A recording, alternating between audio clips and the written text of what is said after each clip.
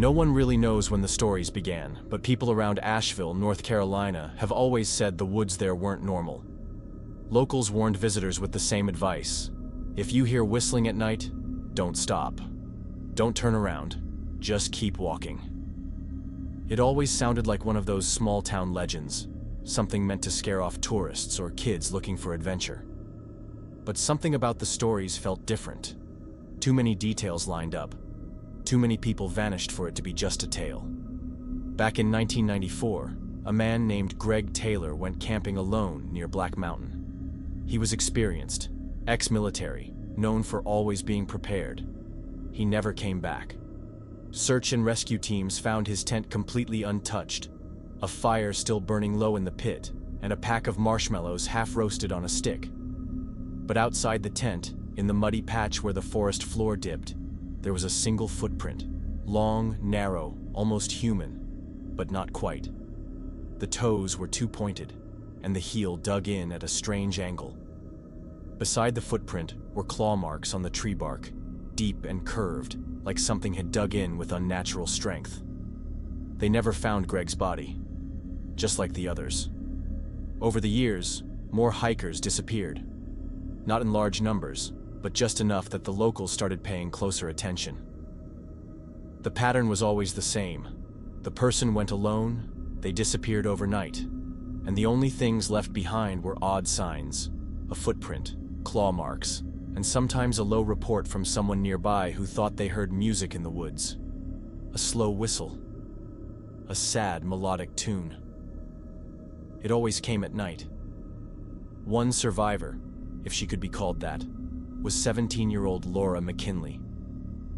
She and her boyfriend had gone camping one summer near Craggy Gardens. She told police that around 2 a.m., she woke up to the sound of whistling. At first, she thought her boyfriend was messing around, but when she looked over, he was still asleep. The whistle grew louder. She stepped out of the tent, and the sound felt like it was coming from all directions. It wasn't loud, but it pierced the air, like it was inside her skull. She described it as slow and strange, like someone whistling a lullaby, but every note was wrong somehow. Then she saw it. A tall figure stood about 20 feet away behind a tree. Its neck looked broken, bent sharply to the side. The face had no eyes, no lips, just a round black hole where the mouth should be. That's where the sound was coming from. Laura said she blinked, and suddenly, it was 10 feet closer. She screamed for her boyfriend, but he didn't respond. She didn't remember running. She just remembered waking up halfway down the trail, barefoot and covered in scratches. Her boyfriend was never found. His tent was still zipped. Inside, he was sitting upright, eyes open wide, mouth slightly parted, neck twisted completely around, just like the others. His body had no wounds, no blood, no sign of a fight. He looked like a mannequin. The medical examiner couldn't explain it. They wrote undetermined cause of death. Locals had another explanation. They said he listened for too long. Some believe the whistle man doesn't walk like a normal person. He only moves when you're not watching, when you blink, or turn your head, or close your eyes. He moves silently, slowly, until he's close enough that the sound of the whistle doesn't seem far or near. It's just around you. Once you can't tell where it's coming from, that's when you're done for. The forest around Asheville is still open to hikers. But if you ask the older locals, they'll tell you to stick to the trails. Never go alone.